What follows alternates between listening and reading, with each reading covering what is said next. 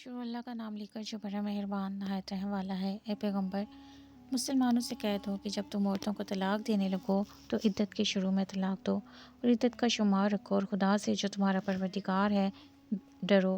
نہ تو تم ہی ان کو ایام عدت میں ان کے گھروں سے نکالو اور نہ وہ خود نکلیں۔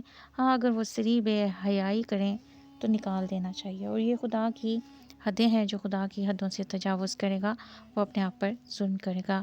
اے طلاق دینے والے، تجھے کیا معلوم، شاید خدا اس کے بعد کوئی رجعت کی سبیل پیدا کر دے، پھر وہ اپنے ہی میعاد یعنی انقضائے عدت کے قریب پہنچ جائیں تو یا تو ان کو اچھی طرح سے زوجیت میں رہنے دو یا اچھی طرح سے علیحدہ کر دو، اور اپنے میں سے دو منصف مردوں کو گواہ کر لو، اور گواہوں خدا کے لیے درست گواہی ہی دینا۔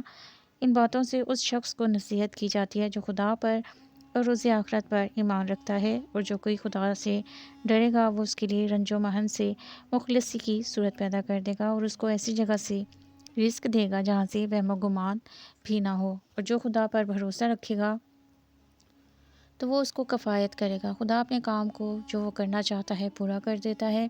خدا نے ہر چیز کا اندازہ مقرر کر رکھا ہے، اور تمہاری متعلقہ عورتیں جو حیض سے نا امید ہو چکی ہیں، اگر تم کو ان کی عدت کے بارے میں شبہ ہو تو ان کی عدت 3 مہینے ہے، اور جن کو ابھی حیض نہیں آنے لگا ان کی عدت بھی یہی ہے، اور حمل والی عورتوں کی عدت وضع حمل یعنی بچہ جننے تک۔ اور جو خدا سے ڈرے گا خدا اس کے کام میں سہولت پیدا کر دے گا۔ یہ خدا کے حکم ہیں جو خدا نے تم پر نازل کیے ہیں، اور جو خدا سے ڈرے گا وہ اس سے اس کے گناہ دور کر دے گا اور اسے اجر عظیم بخشے گا۔ متعلقہ عورتوں کو ایام عدت میں اپنے مقدور کے مطابق وہیں رکھو جہاں خود رہتے ہو، اور ان کو تنگ کرنے کے لیے تکلیف نہ دو، اور اگر حمل سے ہوں تو بچہ جننے تک ان کا خرچ دیتے رہو۔ پھر اگر وہ بچے کو تمہارے کہنے سے دودھ پلائیں تو ان کو ان کی اجرت دو، اور بچے کے بارے میں پسندیدہ طریق سے موافقت رکھو۔ اگر باہم ضد اور نا اتفاقی کرو گے تو بچے کو اس کے باپ کے کہنے سے کوئی اور عورت دودھ پلائے گی۔ صاحب وسعت کو اپنی وسعت کے مطابق خرچ کرنا چاہیے، اور جس کے رزق میں تنگی ہو وہ جتنا خدا نے اس کو دیا ہے اس کے موافق خرچ کرے۔ خدا کسی کو تکلیف نہیں دیتا مگر اسی کے مطابق جو اس کو دیا ہے، اور خدا ان قریب تنگی کے بعد کشائش بخشے گا۔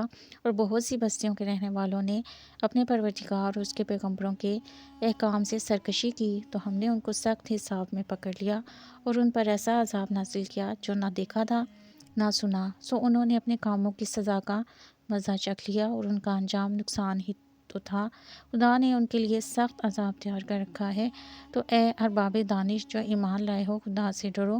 خدا نے تمہارے پاس نصیحت کی کتاب بھیجی ہے اور اپنے پیغمبر بھی بھیجے ہیں جو تمہارے سامنے خدا کی وضعت المطالب آیتیں پڑھتے ہیں، تاکہ جو لوگ ایمان لائے اور عمل نیک کرتے رہے ہیں ان کو اندھیرے سے نکال کر روشنی میں لے آئیں، اور جو شخص ایمان لائے گا اور عمل نیک کرے گا ان کو باغائے بہشت میں داخل کرے گا جن کے نیچے نہریں بہہ رہی ہیں، عبدالآباد ان میں رہیں گے۔ خدا نے ان کو خوب رزق دیا ہے۔ خدا ہی تو ہے جس نے 7 آسمان پیدا کیے اور ویسی ہی زمینیں، ان میں خدا کے حکم اترتے رہتے ہیں، تاکہ تم لوگ جان لو کہ خدا ہر چیز پر قادر ہے، اور یہ کہ خدا اپنے علم سے ہر چیز پر احاطہ کیے ہوئے ہے۔